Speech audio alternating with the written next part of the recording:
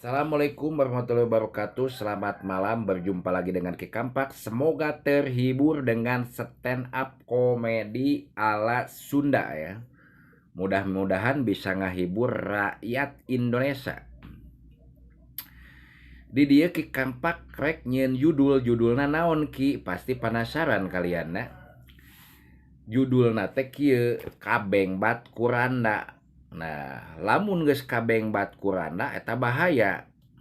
Ibaratkeun manuk liar sering dilepaskeun liar wae si manuk teh, manuk cangkurileung teh kaleuweung. Amprok ye jeung baturna bikir rame kabawa ku nu awewe na manuk awewe na liar terus tungtungna terbang ya kabur. Mun lagu mah aya lagu LP. Burung nuri terbang jauh di awan, mana mungkin dia kembali lagi. Lah gitu kan. Tah di dieu kitu manehna kabengbat kurana anu balik di Saudi. Anu bohay, anu geulis, nu alus. Eta poho manehna nepikeun ka teu sadar bahwa manehna teh geus boga budak opat, boga pamajikan. Loba ngaleungit, loba ngendong, loba salingkuh, duit teu dibalikeun.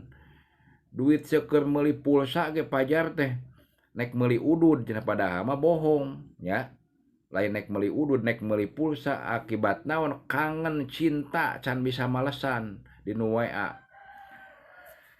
Tah eta teh nepikeun ka manehna teh teu eling mantak aya dina laguna sudah mabuk minuman ditambah mabuk judi. Nah, nu leuwih parah mah mabok janda, leuwih teu eling, leuwih edan. Kadang-kadang manehna bisa kabur mantog ka Cianjur. Tadina sering diberean duit ku awewe, ngarasa dibeuli meureunnan boga hutang gede sieun dilaporkeun ka polisi, ujung-ujungna mah manehna teh nepikeun ka kabur ka Cianjur jeung awewe hirup tumaninah di dinya.